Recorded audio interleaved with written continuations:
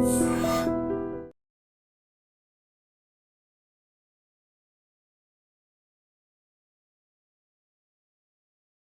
To iDream. Shabad లో జరిగిన కిరాతక హత్యలకు పాల్పడిన అతను సైకాలజీ ఏ విధంగా ఉంది? అతను ఎప్పుడు ఎవరితో గొడవ పడుతుండేవాడని, అతనికి పెళ్ళైన తర్వాత పిల్లలు పుట్టాక కూడా అమ్మాయిల వెనక పడేవాడని స్థానికులు చెప్తున్నారు. ఒక అమ్మాయి విషయంలో పడిన తర్వాత అతను పోలీస్ కేసు పెట్టడం, బయటికి రావడం, తిరిగి ఎవరైతే కంప్లైంట్ ఇచ్చారో ఆ అమ్మాయితో పాటు తల్లిని, నానమ్మని చంపడం కాకుండా భార్యని, చిన్న పిల్లల్ని కూడా అత్యంత దారుణంగా చంపి పరారైపోయాడు. అటువంటి క్రిమినల్ సైకాలజీ ఎలా ఉంటుందనే విషయం మనతో మాట్లాడడానికి డాక్టర్ వెంకట్ సుబ్బయ్య, ప్రముఖ సైకాలజిస్ట్ గారు ఉన్నారు. ఆయన ఇటువంటి వాళ్ళందరి మీద క్రిమినల్ సైకాలజీలో క్రిమినల్ ఎలాగుంటుందనే విషయం సార్ నట్టు తెలుసు. సార్ నమస్తే అండి. నమస్తే సార్. సార్, ఇక్కడ షాబాద్ లో జరిగిన సంఘటన చూస్తుంటే అది ఎవరు ఊహించిన సంఘటన అండి. అంటే సాధారణంగా కోపం ఎవరు కంప్లైంట్ ఇచ్చారో ఆ అమ్మాయి మీద ఉండొచ్చు, ఆ అమ్మాయికి సపోర్ట్ చేస్తున్న తల్లి మీద కానీ నాన్న మీద ఉండొచ్చు. కానీ ఇంట్లో పడుకున్న భార్యని, పిల్లల్ని కూడా దారుణంగా చంపాడండి. అసలు వీళ్ళ మైండ్ సెట్ ఎలా ఉంటుంది సార్? ఇప్పుడు మనము ఇక జరుగుతున్న విషయాన్ని గమనిస్తే బేసికల్ గా అతను ఎవరైతే ఉన్నారో పోక్సో యాక్ట్ లో కేసు రిజిస్టర్ కావడం, అతను జైలుకి పంపించడం, జైలు నుంచి బయటకు వచ్చిన బెయిల్ ద్వారా బయటకు వచ్చిన తర్వాత ఇక్కడ మధ్యలో ఏం జరుగుతుంది మనం గమనిస్తే, మీరు చెప్తున్న విషయంలో తను గతంలో కూడా యాంటీ సోషల్ ఎలిమెంట్స్, అంటే ఎప్పుడు గొడవ పడడం కానీ, గొడవలు తీసుకోవడం కానీ, ఇతరులతో ఇబ్బందికరమైన రిలేషన్షిప్ మెయింటైన్ చేయడం కానీ గమనిస్తే, అతని యొక్క మూర్తిమత్వం, పర్సనాలిటీని మనం గమనించగలిగితే anti social personality or dissocial personality అని కూడా పరిగణించవచ్చు. అంటే ఇతర డిసోషియల్ పర్సనాలిటీస్ కానీ యాంటీ సోషల్ పర్సనాలిటీస్ ఎలా ఉంటారంటే, తన సొంత ఆనందానికి, సంతృప్తి కోసం ఇతరులపైన ఎటువంటి ఆపాదించడం కానీ, ఏ విధంగా ఉపయోగించడం అనేది మనస్తత్వాన్ని కలిగి ఉంటారు. ఓకే, ఇది ఒక విషయం. రెండో విషయం ఏంటంటే, తన పైన ఒక పోక్సో యాక్ట్ ను ద్వారా తన్ని జైలుకి పంపించడం అన్నది ఏమవుతుందంటే, తనకున్నటువంటి యాంటీ సోషల్ టెండెన్సీస్ అన్ని కూడా జైల్లో ఉన్నటువంటి 3 నెలలు 6 నెలలు ఏదైతే ఒక పీరియడ్ అయితే ఉంటుంది. ఎందుకంటే పోక్సో యాక్ట్ చాలా పనిషబుల్ యాక్ట్ అది. దాని ద్వారా అంటే ఆ వ్యక్తిని కస్టడీలో కేర్లో పెట్టడం అనేది చాలా అవసరం కూడా. ఇలాంటి సమయంలో జైల్లో ఉన్న సందర్భంలో తన యొక్క ఆలోచన తీరు అనేది చాలా తీవ్రమైన ఒత్తిడికి, క్రైసిస్ కి లోనైనది మనం పరిగణించాలి. ఎప్పుడైతే క్రైసిస్ కి లోన్ అవుతుందో ఆ వ్యక్తికి 2 రకాలు, ఒకటి మార్పు చెందాలని యాక్సెప్ట్ చేయడం, లేదంటే ఉన్నటువంటి విషయాన్ని రివెంజ్ రూపంలో ముందుకెళ్ళడం, రివెంజ్ వల్ల జరిగేటువంటి కాన్సిక్వెన్స్ని అంచనా వేసుకొని దానివల్ల ప్రభావితం అయ్యే వ్యక్తుల్ని తను ముట్టడించడం జరుగుతూ ఉంటుంది. వాస్తవానికి ఒక యాంటీ సోషల్ ఎలిమెంట్స్ కలిగినటువంటి పర్సనాలిటీ కలిగిన వ్యక్తికి ఎప్పుడైతే తన్ని ఒక పోక్సో యాక్ట్ ద్వారా నిర్బంధిస్తారో, ఆ వ్యక్తి బయటకు వచ్చిన తర్వాత రెవెన్యూ తీసుకునే విషయంలో బహుశా ఎవరైతే ఎవరైతే ఈ యొక్క కేసు పెట్టారో ఆవిడ్ని చంపడం కానీ, ఆమెకి అడ్డు తగిలిన వ్యక్తుల్ని చంపడం కానీ, ఆ విషయం వల్ల జరిగేటువంటి కాన్సిక్వెన్స్ ని అంచనా వేసి తన యొక్క పిల్లల్ని, భార్యని కూడా చంపడం అనేది ఇక సోషియోపాథిక్ పీపుల్, సైకోపాథిక్ పీపుల్ చేసేటువంటి మనస్తత్వం అండి. అంటే ఎవరైతే ఇటువంటి సోషియోపాథిక్, సైకోపాథిక్ టెండెన్సీస్ కలిగి మానసిక రుగ్మతతో బాధపడుతూ ఉంటే వాళ్ళల్లో జరిగేటువంటి యొక్క పరిస్థితిని మనం ఏమంటామంటే, ఈ సమస్య అన్నది ఎందుకు ఏర్పడుతుందంటే, వాళ్ళ యొక్క చైల్డ్హుడ్ డెవలప్మెంట్ కానీ, తనకున్నటువంటి మోరల్ డెవలప్మెంట్ కానీ, లేదంటే ఎమోషనల్ డెవలప్మెంట్ అనేది సరైన క్రమంలో జరగని వ్యక్తుల్లో ఇటువంటి ఉన్మాది తత్వం అనేది ఏర్పడుతూ ఉంటది. ఇటువంటి ఉన్మాదులకి బేసికల్ గా జైల్లో ఉన్నప్పుడే మానసిక విధానాన్ని కానీ. సార్, ఇక్కడ సబ్మిషన్, ఆయన జైలుకి పోలేదండి, పోలీస్ స్టేషన్ లో వెళ్ళినప్పుడే బెయిల్ ఇచ్చారు.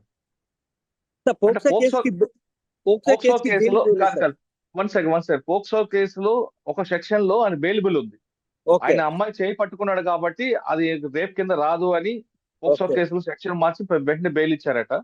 అయినా అప్పటి నుంచి మే 16వ తారీఖు నాడు కంప్లైంట్ ఇస్తే మే 20వ తారీఖు నాడు అరెస్ట్ చేశారు, కౌన్సిలింగ్ చేశారు, బెయిల్ ఇచ్చి పంపించారు. అప్పటి నుండి ఆయనలో ఒక సైకోలాగా తిరుగుతూ అందరితో గొడవ పడడం చేస్తున్నాడట. కానీ నిన్న రాత్రి 11 గంటలప్పుడు మొత్తం ఈ మరణకాండ స్టార్ట్ చేసి కేవలం అరగంట వ్యవధిలో, అంటే 11 గంటల నుంచి 11:30 కంప్లీట్ చేశాడు. చేసిన తర్వాత వాళ్ళ ఫాదర్ ఆయనే ఫోన్ చేసి చెప్పాడు, నేను 6 చంపాను, నేను కూడా బతుకున్నట్లేదని చెప్పి ఎస్కేప్ అయిపోయాడు. సార్ మురళి సార్, ఈ రోజు మీరు చెప్పినటువంటి విషయం ఏంటంటే, అందరికీ కనువిప్పగలిగేటువంటి ఒక మానసిక విషయంగా మనం పరిగణించాలి.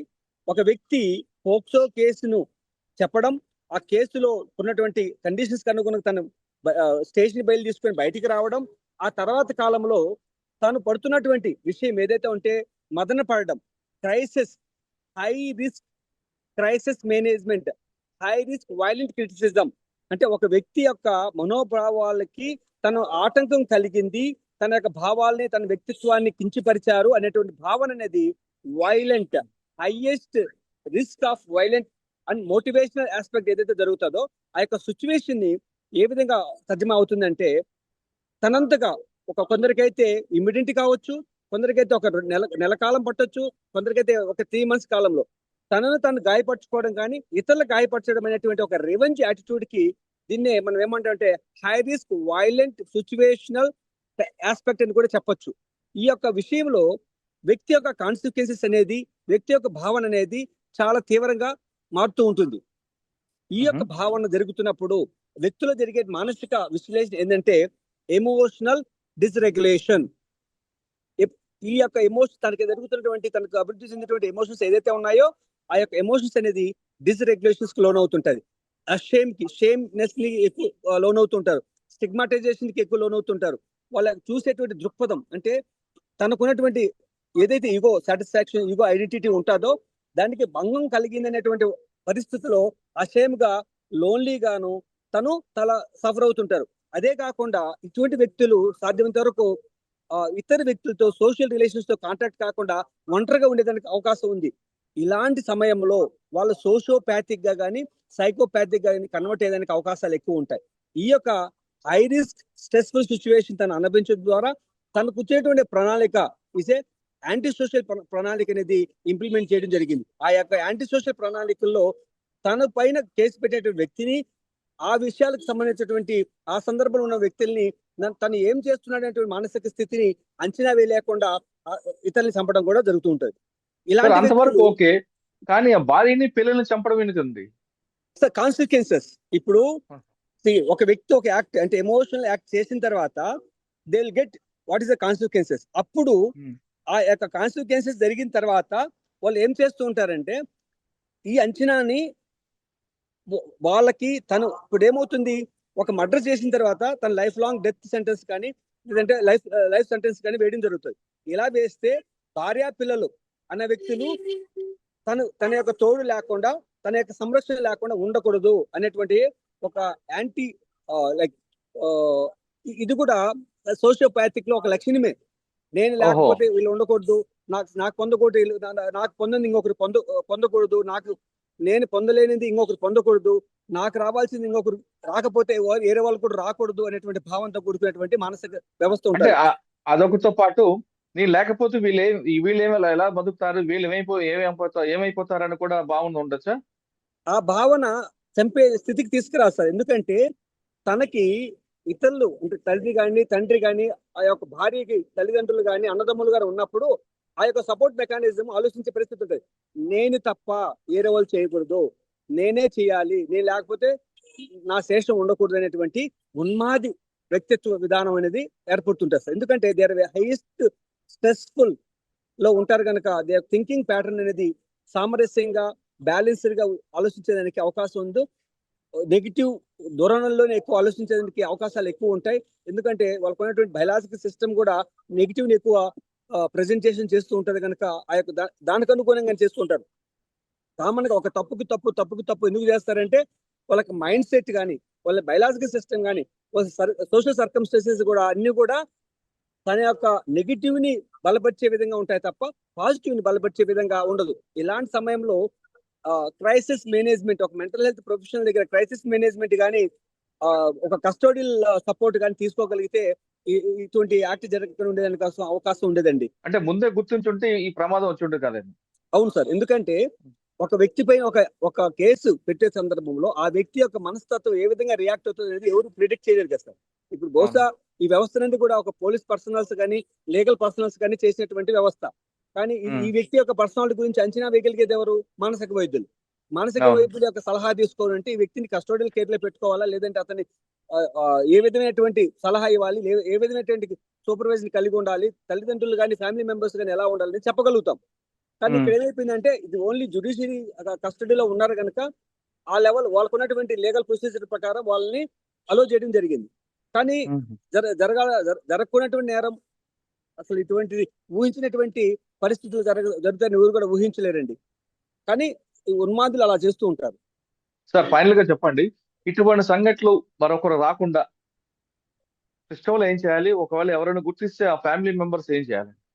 సార్, ఉదాహరణకి ఒక వ్యక్తి పైన సీరియస్ కేసెస్ అంటే death sentence case, life cases పడ్డప్పుడు కానీ, లేదంటే ఆ కేసు ఆ యొక్క సొసైటీలో అతను పూర్తిగా డిఫార్మేషన్ కలిగేటువంటి కేసులు వేసినప్పుడు, అప్పుడు ఒక క్రైసిస్ మేనేజ్మెంట్ అని అంటారు సార్. అది అతను మంచివాడా చెడ్డవాడా కాదు, అతను ఆ యొక్క విషయాన్ని ఏ గుణంలో తీసుకుంటున్నాడో ఆ క్రైసిస్ మేనేజ్మెంట్ చేయాలి. అంటే వెంటిలేషన్ చేయాలి, బార్గెనింగ్ చేయాలి, తర్వాత తర్వాత వచ్చేసి యాక్సెప్టెన్స్ చేయాలి.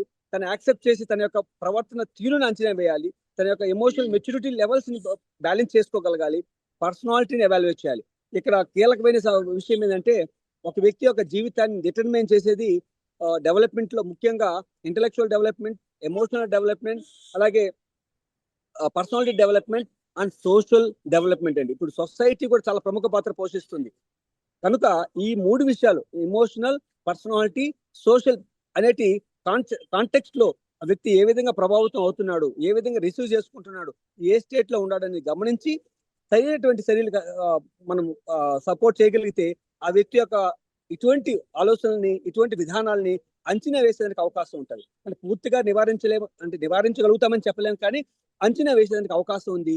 ఆ అంచనాకు అనుగుణంగా తనకి ఒక రకమైనటువంటి రిహాబిలిటేషన్ చేయగలిగితే ఆ రిహాబిలిటేషన్ వల్ల తను కంట్రోల్ అవుతుంటారు. ఇంకా విషయం మీరు అంటే బహుశా నాకు తెలియదు whether he has any drug abuse, ఎందుకంటే మోస్ట్ ఆఫ్ ద క్రైమ్స్ అనేది ఇంటాక్సికేషన్ స్టేట్ లో జరుగుతుంది. ఎందుకంటే తన పైన కేసు పెట్టడం, స్టేషన్ బెయిల్ తీసుకురావడం, బయటికి రావడం, ఆ మధ్య కాలంలో తను ఏదైనా డ్రగ్ అబ్యూస్ కావడం ద్వారా కూడా ఇటువంటి యాక్ట్ చేయడానికి అవకాశాలు ఎక్కువ ఉంటాయండి. ఓకే, ఫైనల్ గా చెప్తున్నారు, ఇటువంటి సంఘటనలు రిపీట్ కాకుండా ఉండాలంటే ప్రతి ఇంట్లో ఇటువంటి సంఘటనలు ఎదుర్కొని ఎవరైనా ఉంటే ముందే వాళ్ళని అంచనా వేయండి. అదే విధంగా పోలీస్ స్టేషన్ లో కూడా ఇటువంటి కేసులు పెట్టిన వాళ్ళ పట్ల వచ్చినప్పుడు వాళ్ళని అంచనా వేసి వాళ్ళు ఏ విధంగా ప్రవర్తిస్తున్నారు, ఈ కేసు తీవ్రత ఏ విధంగా ఉంటుంది, దానివల్ల జరిగే పరిణామాలు ఏముంటే అంచనా వేస్తే ఇటువంటి సంఘటనలు రిపీట్ కాకుండా ఉంటాయని డాక్టర్ వెంకట సుబ్బయ్య గారు చెప్తున్నారు. కానీ ఏదైనా సరే షాబాద్ లో జరిగిన ఘోరం ఎవరు ఊహించింది, అతను పట్టుకోవాలి, కఠినంగా శిక్షించాలని షాబాద్ ప్రజలు కోరుకుంటున్నారు. ఈ షాబాద్ విషయంలో వెంకట సుబ్బయ్య గారితో వచ్చే వారం మరో విషయంలో మళ్ళీ కలుద్దాం. అంతవరకు నమస్తే. Thank you very much sir. నమస్తే సార్.